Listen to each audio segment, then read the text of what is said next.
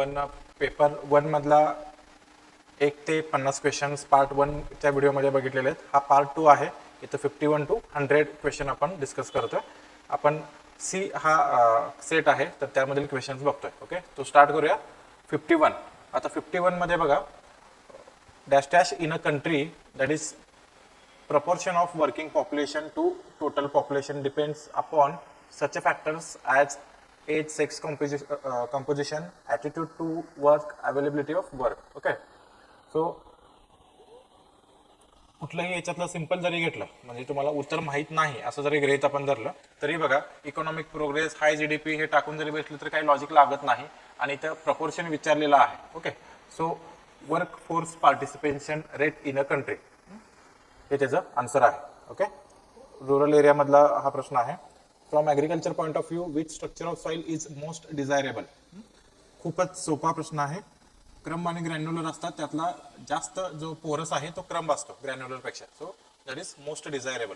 पुढचा प्रश्न आहे, consider the following statement about water requirement of different crops. तर हे सगळे वॉटर रिक्वायरमेंट बरोबर आहेत. So answer is 4. लक्षात येत आहे. पुढे जाऊ. Consider the following gases. आता कुठले कुठले गॅसेस दिलेत, carbon dioxide, nitrous oxide, methane, ozone, CFC. ह्याच्यातले ग्रीन हाऊस गॅसेस कुठले विचारलेत. सिंपल क्वेश्चन आहे. तर सगळेच ह्याच्यातले ग्रीन हाऊस गॅसेस आहेत. ओके, काही लोकांना वाटत असेल की सीएफसी हा ग्रीन हाऊस गॅस नाही आणि तो फक्त ओझोन डिप्लेशन करतो, तर तसं नाही आहे. याच्या अगोदर सुद्धा एमपीएससी राज्यसेवा पूर्वला आणि मुख्यला हा असा प्रश्न विचारलेला आहे आणि सीएफसी त्यांनी global warming gas, green house gas म्हणून कन्सिडर केलेला आहे. ओके, पोटेन्शियल कमी असतं पण होतं. ओके, पुढे जाऊ. Among the following fertilisers which is are known as organic fertiliser. आता इथं लक्षात घ्या, बऱ्याचदा कन्फ्युजन असं होतं की ऑर्गॅनिक फर्टिलायझरचा अर्थ आपण सेंद्रिय खते अशा पद्धतीने लावतोय. ओके, इथं तसं अपेक्षित नाही.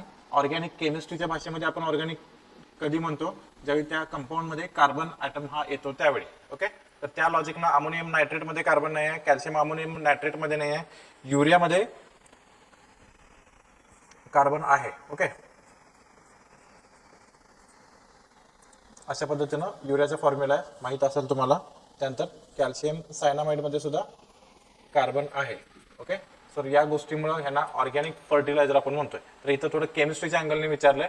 तसं कन्फ्यूज समजा नन ऑफ द अबाव असा प्रश्न असता तर थोडं वादग्रस्त झालं असतं मग, कारण मग ते सेंद्रिय खतांच्या दृष्टीनं नन ऑफ दी अबाव उत्तर आलं असतं. पण तसं पर्याय नाही, सी आणि डी पर्याय आहे. सो इथं आपण केमिस्ट्रीच्या अँगलने बघितलं पाहिजे. ओके, पुढे जाऊ. 56 नंबरचा क्वेश्चन सिंपल आहे. सॉइल टिल्थचे डेफिनेशन आहे. Is the physical condition in which soil is an optimally loose friable porous assemblies of aggregates permitting the free movement of water, air, easy cultivation, planting. Okay, so answer will be 3, soil tilth. पुढे जाऊया. Hydraulic conductivity is. आता हा option थोडा tricky टाकलेला आहे, प्रश्न पण tricky आहे आणि ऑप्शन पण तशाच पद्धतीने टाकलेला आहे. ओके, सो इथे थोडं इलिमिनेशन मेथडने बघावं लागेल. पहिली गोष्ट, हायड्रॉलिक कंडक्टिव्हिटी काय असते. ओके, ज्या एरियातून वॉटरची मुवमेंट फ्रीली होते, इझिली होते, त्याला हायड्रॉलिक कंडक्टिव्हिटी मध्ये म्हणतो आपण.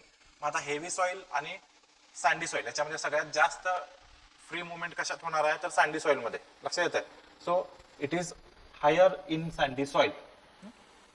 So lower in sandy soil हे चुकीचं आहे, हे ऑप्शन काढून टाका. सर डी इथं आहे, एक ऑप्शन गेला. So higher in sandy soil under low water potential हे बरोबर आहे. ओके, मग आता बी ऑप्शन कुठे कुठे आहेत, इथे काय आहे, इथे काय आहे. लक्षात येते. आता हे लक्षात घ्या, higher in heavy soils under low water potential तुम्हाला माहित नाही असं गृहीत धरू आपण, तर पहिलं आणि दुसरं स्टेटमेंट बघा. ओके, तर हे दोन्ही एकाच वेळी बरोबर असू शकत नाही. Higher heavy soil under low water, lower in heavy soil under low water potential, कुठलं तरी एकच बरोबर असणार आहे. बरोबर येते. त्यामुळे ऑप्शन मध्ये जिथं जिथं ए आणि सी आहे, ओके, हे ऑलरेडी आपण कॅन्सल केलाय आणि इथं पण ए आणि सी आहे आणि इथे ए आणि सी आहे. सो हे ऑप्शन आपोआपच कॅन्सल होतं. लक्षात येते. सो आता दोनच ऑप्शन राहिले, ए ओनली आणि ए आणि बी ओनली. आपण ऑलरेडी म्हणतोय की सँडी सॉइल जे आहे ते लो वॉटर पोटेन्शियल मध्ये त्याची हायड्रॉलिक कंडक्टिव्हिटी जास्त असते. त्यामुळे बी ओनली जर ऑप्शन असतं तर पुन्हा थोडं कन्फ्युजन झालं असतं. तर बी ओनली तसा ऑप्शनच नाही आहे.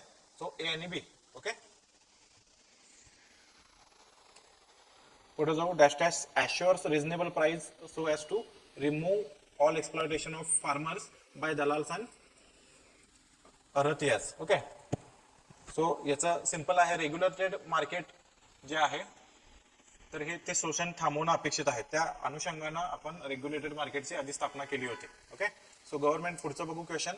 The government intends to use the income tax excesses criteria to eliminate non eligible families for wheat, sugar, rice from public distribution system. Okay, हे सगळंच आलं. फक्त व्हीट, राईस, शुगर नाही तर सगळंच आपण पीडीएस मधून जास्त इन्कम असणाऱ्या लोकांना मिळू नये. ओके, तर त्यासाठी इन्कम टॅक्सचा क्रायटेरिया आपण धरलेला आहे. लक्षात येत आहे. So answer 4. 60 नंबरचं बघा. Stans in 1990 defined dash dash as the ability to assure a long-term basis that the food system provides the total population access to timely, reliable and nutritionally adequate supply of food. Okay, म्हणजे आपण food सिक्युरिटीच्या definition मध्ये हे बघितलेलं आहे की food security मध्ये सगळंच आलं. ओके, त्याला टाइमली मिळालं पाहिजे, त्याला सस्टेनेबल सप्लाय झाला पाहिजे आणि दॅट इज न्यूट्रिशनली ॲडिक्वेट पाहिजे. ओके, तो मोठी डेफिनेशन आहे food सिक्युरिटीची.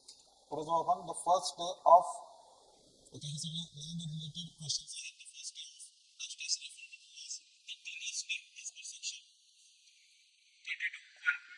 Maharashtra tenancy and agriculture land act 1948. आता 1 एप्रिल जो आहे, 1 एप्रिल 1957 हा टिलर्स डे म्हटला जातो. ओके,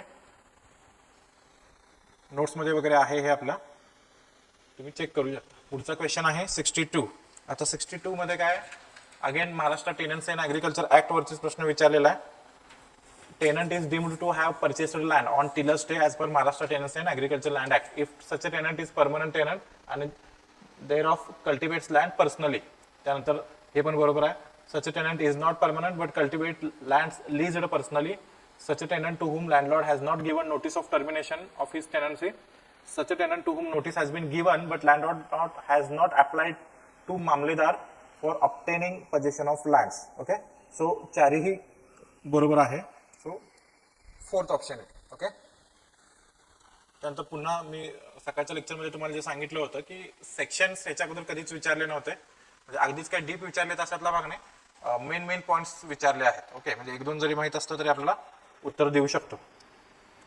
पण मला वाटतं खूप कमी लोकांनी हा क्वेश्चन अटेम्प्ट केला असेल ज्यांना मेजर माहित होतं. आता काहींना 38 माहित होतं, power to grant lease. Okay, 45 आहे ते penalty for using land without permission. त्यानंतर 13 आहे ते रेव्हेन्यू ऑफिसच्या पॉवर आणि ड्युटीज आहे. आणि 34 जे आहे ते disposal of interstate occupancy. Okay, तर या पद्धतीनं पहिला ऑप्शन येतो. पुढे आपण जाऊ 64th. Section 10 of Maharashtra land revenue code associated with which of the following provisions. Okay, so that is temporary vacancies. Okay, so यावेळी थोडा पॅटर्न चेंज केलाय. बऱ्याच लोकांनी सेक्शन 5 नसतील केले, सो काही हरकत नाही, म्हणजे सगळे तिथंच आहेत. पुढं 65 which of the following means sugar as per the essential commodity act. हा आपला टेस्ट मधलाच क्वेश्चन आहे, थोडा मी टेस्ट मध्ये चेंज केला होता. सो हे चारही जे आहेत या चारही क्रायटेरिया हे शुगर फुलफिल करतात. Okay, so that is 4th. 1, 2, 3, 4. And the 66th आहे observe the following statements in respect of national food security act 2013. पहिलं स्टेटमेंट आहे section 14 of the act deals with constitution of state food commission. Section 14 नाही, थोडा tricky केलाय question. Section 16 आहे. Okay, तर एवढं कोणाला लक्षात राहणं असण्याची अपेक्षा नाही. स्टेटमेंट 2 आहे the purpose of the state food commission is to monitor and review the implementation of the act. Okay, so हे बरोबर आहे. सो स्टेटमेंट 2 करेक्ट आहे पण 1 इनकरेक्ट आहे. So answer 2.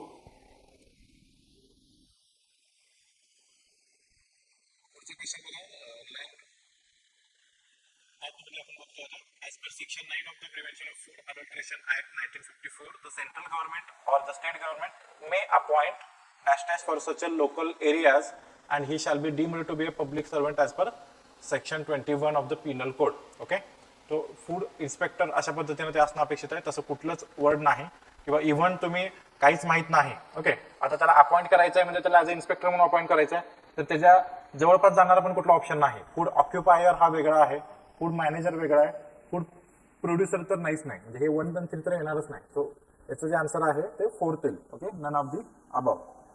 पुढचा क्वेश्चन आहे 68th. As per section 6 of the biodiversity act 2002 an application of intellectual property rights is to be made only with the approval of the National Biodiversity Authority. Okay. आपण NBA म्हणतो. तर यांच्या अप्रुव्हलने आपण intellectual property राईटसाठी application करायचं असतं. So याच्यात कुठंच option नाही आहे तो. So none of the above. Okay, लक्षात येते काय अडचण आहे याच्यामध्ये.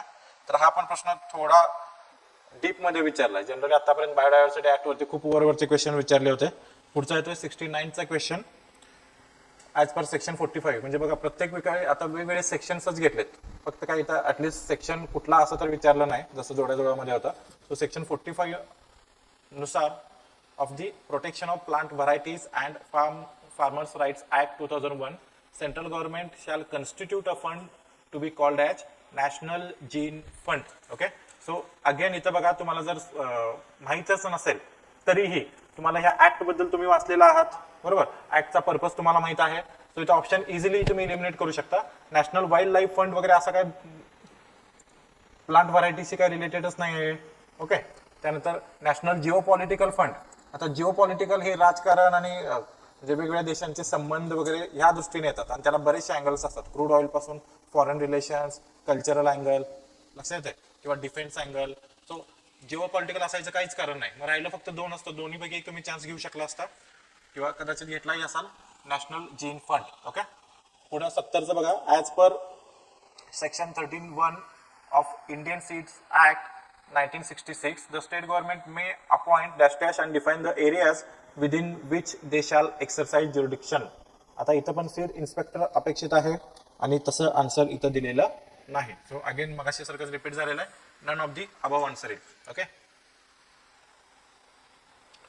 पुढचा आहे Aajeevika Grameen express Yojana provide safe and affordable and community monitored transport services to rural areas. The vehicles are owned and operated by members of self help group. सरळ सरळ सोपा प्रश्न आहे, याच्यामध्ये काही खूप विचार करण्यासारखं नाही. पुढे जाऊ 72 मध्ये. मेजर कंपोनंट्स ऑफ प्रधानमंत्री कृषी संचयी योजना आर. आता हे सगळेच कंपोनंट आहेत. ऍक्सिलरेटेड इरिगेशन, त्यानंतर हर खेत को पाणी, per drop, more crop. So answer will be all of the above. बऱ्याच ठिकाणी बघा नन ऑफ दी अबव आणि ऑल ऑफ दी अबव हे आन्सर दिलेलं आहे.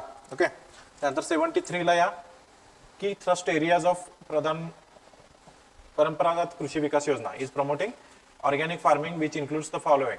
आता हे सगळंच येतं. जर तुम्ही PIB साईटला जर बघितलं, पब्लिक इन्फॉर्मेशन ब्युरो, तर बरेचसे प्रश्न जे आहेत ते पब्लिक इन्फॉर्मेशन ब्युरोच्या याच्यावरून सगळे आहेत तसे उचललेत.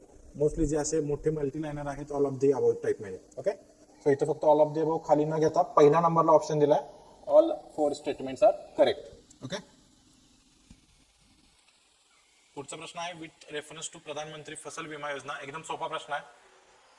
Under this scheme farmers will have to pay uniform premium of 2% for any crop they cultivate in any season. Okay, इथं वाक्य महत्वाचं आहे. एनी सीझन म्हटलंय म्हणजे खरीप रबी सगळं झालं आणि मिनिमम प्रीमियम किती 2% म्हटलंय कोणत्याही क्रॉपला. तर तसं नाही आहे. तुम्हाला माहित आहे रबी क्रॉपसाठी आपण 1.5% घेतोय, त्यानंतर खरीपसाठी 2% घेतोय आणि जे हॉर्टिकल्चरल किंवा कमर्शियल क्रॉप्स आहेत त्यांच्यासाठी 5% आहे. सो इथं हे स्टेटमेंट जे आहे ते चुकीचं आहे. पुढे जाऊ. The scheme covers post harvest losses arising out of cyclones unseasoned rains. तो हे बरोबर आहे. करेक्ट काय विचारलेलं आहे? सो करेक्ट आहे बी ओनली. ओके, सो पर्याय 2 येईल. लक्षात येत आहे. त्यानंतर पुढचा प्रश्न आहे production linked incentive scheme for food processing industry major segments are. Okay, ready to cook, processed fruits and vegetable, marine production, mozzarella cheese. Okay, हे सगळंच याच्यामध्ये इन्क्लुडेड आहे. सो 75चा आन्सर जे आहे ते येईल all of the above. Okay, पुढे जाऊ. Which of the following are the top 2 millet exporting destination countries of India in 2021-22. Okay, जर तुम्ही नेटला बघितलं तर 22-23चं दाखवत आहे. नाही, त्याच्या आधीचं दाखवते 2020-2021चं दाखवत आहे आणि त्याचा आन्सर UAE आणि नेपाळ आहे 2020-21चं. ओके. पण तुम्हाला 21-22चा डेटा मला तरी मिळालेला नाही. जर तुम्हाला कोणाला मिळाला तर नंबर तुम्हाला सांगितला त्या नंबरला मला व्हॉट्सअप करा, मी सगळ्यांना शेअर करेन. ओके. सध्या तरी याचा आन्सर नाही माहीत. तुम्ही म्हणाल मग मागच्या वेळी होतं तर मग तेच असेल की सर, तर एक्सपोर्ट इम्पोर्टच्या बाबतीमध्ये व्हेरिएशन खूप जास्त होतात कारण गव्हर्नमेंटच्या पॉलिसी बऱ्याच वेळा बदलतात. इकडं थोडंफार महागाई झाली की गव्हर्नमेंट लगेच इम्पोर्टला अलाउड करेल, एक्सपोर्टला बॅरियर्स टाकतील. सो हे काय फ्री ट्रेड नाही आहे. दरवर्षी होत आहे, दरवर्षी आमचा आयफोनचा मँगो अमेरिकेला जातोय, वाढतच जाईल की कमी कसं होईल. तर असं ॲग्रिकल्चरच्या बाबतीमध्ये होत नाही कारण हायली गव्हर्नमेंट कंट्रोल्ड ट्रेड आहे ॲग्रिकल्चर. ओके. सो मागचं काही बेसिक आपल्याला धरून तसंच असेल असं म्हणता येत नाही, असू शकतं पण आपण गॅरंटी देऊ शकत नाही. ओके. पुन्हा किसान क्रेडिट कार्ड बद्दल आलेलं आहे. अगेन हे सगळं जे आहे हे PIB मधून आहे तसं उचललेलं आहे. Kisan credit card scheme aims at providing adequate and timely credit support from banking system to the farmers for their needs as indicated below. Okay. So सगळंच आहे, मी काही वाचत नाही. सो पहिला ऑप्शन ABCDE. ओके. पुढे जाऊ. 78th चा क्वेश्चन आहे. What will be the correct sequence of crops in descending order of their area under cultivation in Maharashtra state? Okay. आपल्या महाराष्ट्र इकॉनॉमिक सर्व्हे मध्ये हे दिलेलं आहे. तर एरिया मेजर तुम्हाला लक्षात ठेवायला सांगितलं होतं. तर सगळ्यात मोठा जो एरिया आहे तो कॉटनचा आहे. ओके. आता कॉटन आणि सोयाबीन मध्ये असं खूप याच्यात काही फरक नाही पडला. ओके. सोयाबीनचा जवळजवळ 4290 आहे. त्यानंतर येतो ज्वारी, त्याचा 23-20 एवढा एरिया आहे. आणि त्यानंतर 4th येतं पॅडी. बऱ्याच वेळा वाटतं आपल्याला की पॅडीचा आता वाढलेला आहे, कोकणात तर होतंच, पश्चिम महाराष्ट्रात आहे, विदर्भात पण आहे एरिया, तर नाही. ज्वारीचं कमी होत चाललेलं आहे पण स्टील पॅडीपेक्षा जास्त आहे. तर हा सिक्वेन्स कॉटन, सोयाबीन, ज्वारी आणि पॅडी. ओके. 3rd नंबरला येईल. तुम्ही क्रॉस चेक करू शकता, महाराष्ट्र इकॉनॉमिक सर्व्हेमध्ये दिलेला आहे. पुढचा प्रश्न घेऊ. In Maharashtra state budget 2023, Honorable Finance Minister announced a farmer-centric schemes. In this context, which of the following are not correct? Okay. So not correct म्हटलेलं आहे. महर्षी विकास योजना आहे, provide incentive 15,000 per hectare to paddy farmers आहे, श्री अन्न अभियान आहे. त्यानंतर D पण आहे, प्रीमियम जे आहे will be paid by state government. Okay. आता अगदीच इथं क्रिटिकल बघितलं तर ₹1 फार्मरने भरायचा म्हणजे जवळजवळ सगळं गव्हर्नमेंटच भरणार आहे. तो जनरल स्टेटमेंट धरत आहे, खूप केस नका काढू त्यामध्ये. बरोबर आहे, आपण कन्सिडर करू शकतो ते. त्यानंतर इन्कम सपोर्ट ऑफ, आणि ऑप्शन वाईज पण बघितलं तरी तुम्ही, income support of 6,000 per year to farmer families who are not covered म्हटलंय. Okay. Under PM Kisan scheme. पण तसं नाही. सगळ्यांना कल्पना असेल, सगळ्यांनी नॉट हे बघितलं असेल. तर PM किसान मिळणारे 6,000 प्लस 6,000 असे मिळून टोटल ₹12,000 फार्मर्सना मिळणार आहेत. ओके. सो काय विचारलंय, कोणतं स्टेटमेंट करेक्ट नाही म्हटलेलं आहे. ओके. सो ई हे स्टेटमेंट करेक्ट नाही. लक्षात द्या. Match the ranking of crops as per value of export. Okay. याचं पण एकदमच असं टिपिकल डेटा नाही भेटला. आपण थोडं ऑप्शन्सवरून आन्सर काढलेला, याचा आन्सर सेकंड येतं. हे तुम्ही पण व्हेरीफाय करू शकता. ओके. म्हणजे सेकंड नुसार काय येईल बघा. फर्स्ट जे आहे ते बनाना येईल, सेकंड आहे ते ओनियन, थर्ड आहे ग्रेप्स, 4th ऑरेंज आणि 5th आहे मँगो. मँगोचं टिपिकली एक्सपोर्ट आत्ता चालू झालाय, त्यामुळे मँगो सगळ्यात शेवटी असणार आहे. ओके. तर अशा पद्धतीनं याला काय तसा डेटा नाही भेटला, कुठला रिपोर्ट असा डायरेक्ट मला दाखवत नाही आहे, फक्त हे लॉजिकली आन्सर काढलेला आहे. ओके. Second number. पुढे जो आपण, food safety standards authority of India has specified comprehensive group of standards for millet wide food safety and standards. Second amendment 2023 ला झालेलं आहे. ओके. साधारणपणे फेब्रुवारी महिन्यातली ही न्यूज आहे. तर याच्यामध्ये काय काय आहे हे विचारलेलं आहे, इनकरेक्ट विचारलेलं आहे. ओके. सो पहिलं स्टेटमेंट आहे, earlier millets were not under purview of this act. तर हे चुकीचं आहे. आधीपासून काही मिलेट होते, काहीच होते. म्हणजे सेकंड स्टेटमेंट वाचल्यानंतर तुम्हाला लक्षात येईल. ओनली फ्यू मिलेट्स लाईक ज्वारी, बाजरी, रागी, अमरांतस हे आधी फूड सेफ्टीमध्ये 2011च्या रेग्युलेशनमध्ये हे इन्क्लूड केलं होतं. त्यामुळे पहिलं स्टेटमेंट चुकीचं आहे. पुढं by second amendment Food Safety Standards Authority of India has framed a group of standards for 15 types of millets specifying 8 quality parameters. तर हे स्टेटमेंट बरोबर आहे. ओके, त्यानंतर पुढे आहे second amendment will be enforced with immediate effect. Okay, तर actually हे 1 September 2023 पासून लागू होणार आहे. ओके, अजून येणार आहे. सो इमिडिएट इफेक्ट वगैरे नाही, हे स्टेटमेंट पण चुकीचं आहे. सो याचा आन्सर येईल ए आणि डी. ओके,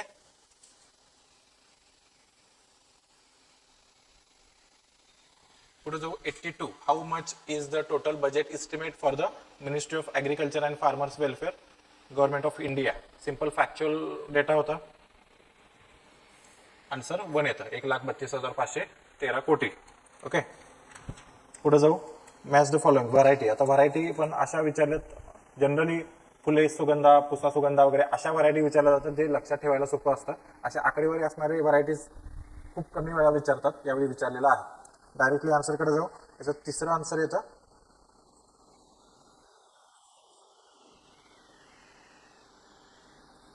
तिसरा आन्सर आहे त्यानुसार एचं 3 ब्रेडसाठी आहे. त्यानंतर NIWचं ड्रम व्हीटसाठी, पुढं PUचं उडद आहे आणि K1812 ग्राउंडनटची व्हरायटी आहे. Okay, answer 3. पुढे जाऊ. Which of the following statements regarding millet is not true म्हटलेलं आहे. Not true. ओके, तर सगळं बघा. पहिलं काय, its cultivation is declining in many countries. बरोबर आहे, त्यासाठीच आपण एवढं प्रमोट करतोय. They have potential to address climate change. बरोबर आहे. Their consumption helps in curing cancer. तर कॅन्सर असं डायरेक्टली इफेक्ट नाही. मिलेट्स खाल्ल्यानंतर आपली आरोग्य चांगलं राहणार आहे, पण आता ऑलरेडी कॅन्सर झालाय आणि मिलेट्स खाऊन तू बरा करतो अशी स्टेज नाही. ओके, त्यानंतर लास्ट आहे they can be grown in fewer inputs. बरोबर. सो याचा आन्सर येईल नॉट ट्रू विचारले, थर्ड ऑप्शन. ओके, पुढे आहे the union budget for 2018-19 has announced the predetermined principles to keep MSP at the level of how much times that of cost of production. Even आपल्या करंटच्या नोट्समध्ये हे minimum 5 ते 6 ठिकाणी आलेलं आहे. ओके, 1.5 पट कॉस्ट ऑफ प्रोडक्शननी स्वामीनाथन आयोगाचा जो रिपोर्ट होता, तर त्यामध्ये त्यांनी जी मागणी केली होती, त्या मागणीच्या अनुषंगानं कॉस्ट ऑफ प्रोडक्शनच्या 50% जास्त MSP ठेवायचे, म्हणजे किमान फार्मरला 50% प्रॉफिट राहील या अनुषंगाने. ओके, सो आन्सर सेकंड आहे. खूपच सोपा प्रश्न आहे तो, सगळ्यांनी सोडवला असेल. पुढे जाऊ. Which of the following statements is are incorrect विचारलंय. ओके, तर सगळे स्टेटमेंट करेक्ट आहेत, फक्त एकच चुकीचं आहे. Gives long life protection against lumpy skin disease. तर लॉंग नाही, फक्त 1 इयर साठी प्रोटेक्शन देतात. सो याच्यामध्ये सी ओनली हे चुकीचं आहे. लक्षात येत आहे. पुढचा प्रश्न बघा. इन प्रधानमंत्री फसल बीमा योजना threshold yield is calculated as the best average of best 5 years yield out of last 7 years. म्हणजे मागच्या 7 वर्षातले 2 दुष्काळी वर्ष असतील ते सोडून द्यायचे आणि राहिलेले 5 जिथं yield जास्त होतं त्याचा ऍव्हरेज काढायचा. सो 7 वर्षातले 5 बेस्ट इयरचा ऍव्हरेज काढणं. सो ऑप्शन थर्ड आला. ओके, पुढचा आहे input subsidies.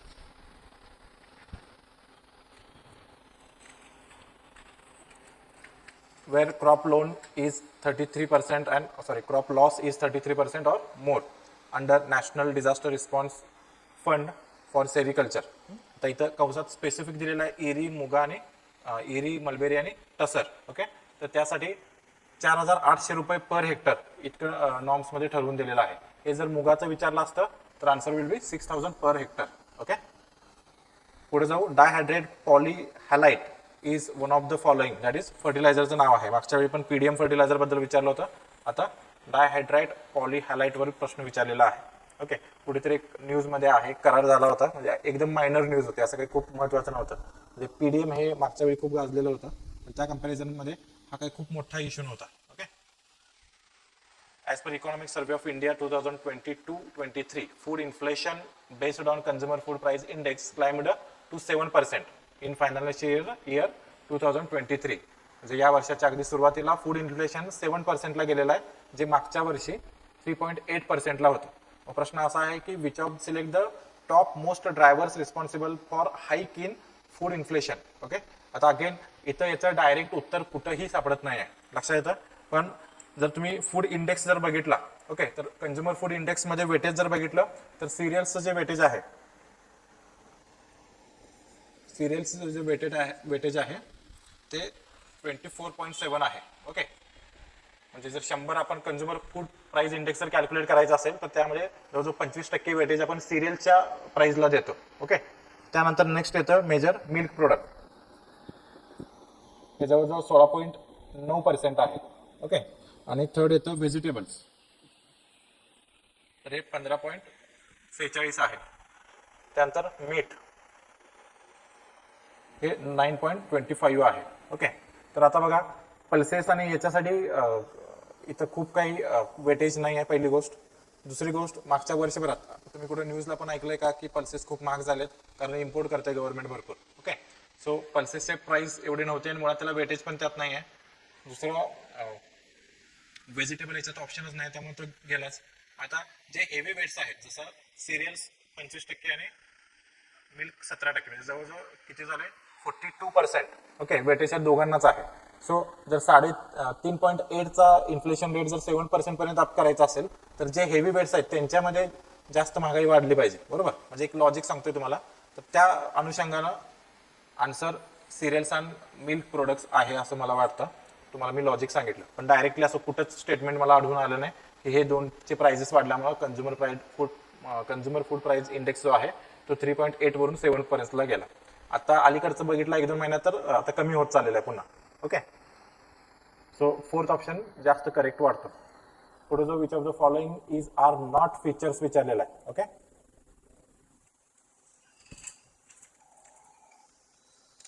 So BDN 2013-2 Renuka variety pigeon pea जी आहे जी रिसेंटली नोटिफाय केलेलं आहे. ओके, तर पहिलं स्टेटमेंट बरोबर आहे, रिकमेंडेशन याच राज्यात केलेलं आहे. It has white coloured seeds. Okay, तर नाही, येलो कलर्ड सीड्स आहे. पुढं इट इज अर्ली मॅच्युरिंग, तर हे अर्ली नाही आहे, हे मिडियम मॅच्युरिंग आहे. ओके, हे पण करेक्ट आहे. सो नॉट करेक्ट विचारलेला आहे बी आणि सी. ओके, तर हा पण क्वेश्चन थोडा अवघड आहे, एवढं कोण डीपमध्ये वाचला असेल अशी शक्यता वाटत नाही. 92 क्वेश्चन बघा. In the context of genetically modified mustard hybrid DMH11, म्हणजे अगदीच काय अलीकडचा नाही, हे वर्षापूर्वीचा करंट डेटा आहे. सो त्याच्यामध्ये काय की herbicide tolerant trade has been claimed in the commercial cultivation of hybrid. Okay, बरोबर आहे. Is developed by using 3 transgenes barnase, barstar आणि बार.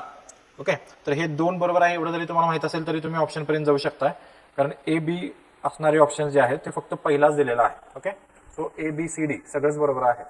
लक्षात येतं. पुढं what is sweet revolution related to, तर त्याचं आन्सर जे आहे ते beekeeping and production of honey and related products, तर सेकंड त्याचं आन्सर आहे. ओके, 94th क्वेश्चन बघा.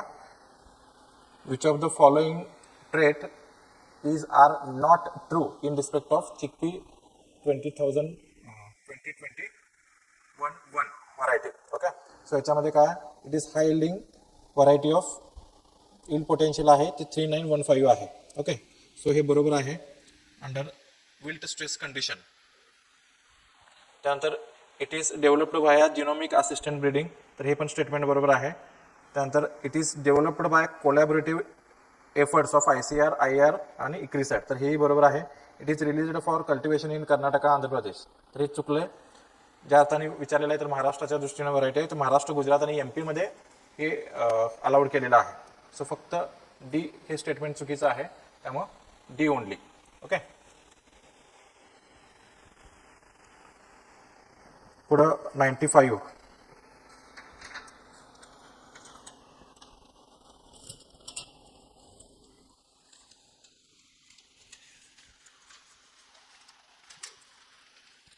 Under National Food Security Act 2013, okay, every person belonging to eligible priority household shall be entitled to receive how much food grains at subsidized price. Simple आहे, 5 kg per person per month. Third option आहे तो correct answer आहे. Okay, simple question आहे. Match the correct pairs.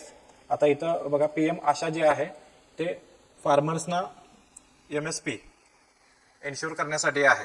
PM आशाचं long form prime minister Annadata Anna Suraksha Abhiyan. So 1चं B.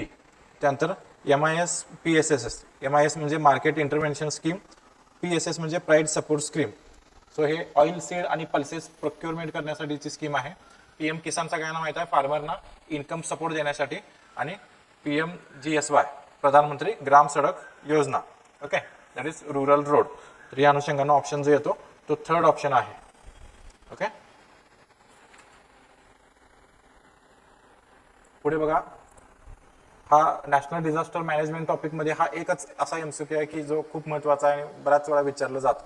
Okay, नेटवर जरी search मारला तर हाच एक MCQ दिसतो. So who shall be the chairperson of the national disaster management agency. तर प्राईम मिनिस्टर जे आहेत ते आपले चेअरपर्सन असतात. Okay, sorry. सो तिथं ऑप्शन येईल सेकंड.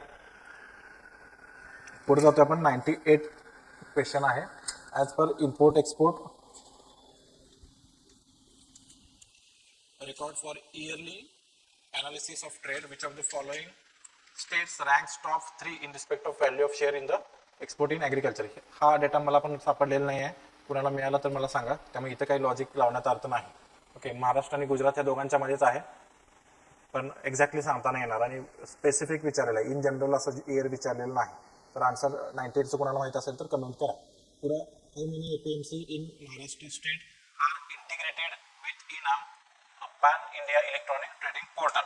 ओके, तर हे सोपं आहे. 118 डिसेंबर 2021 पर्यंत इंटिग्रेट केलेले आहे. ओके, हे कन्फर्म आहे. पुढं शेवटचा question, in reference to union budget match the following. तर इन्क्लुझिव्ह डेव्हलपमेंट,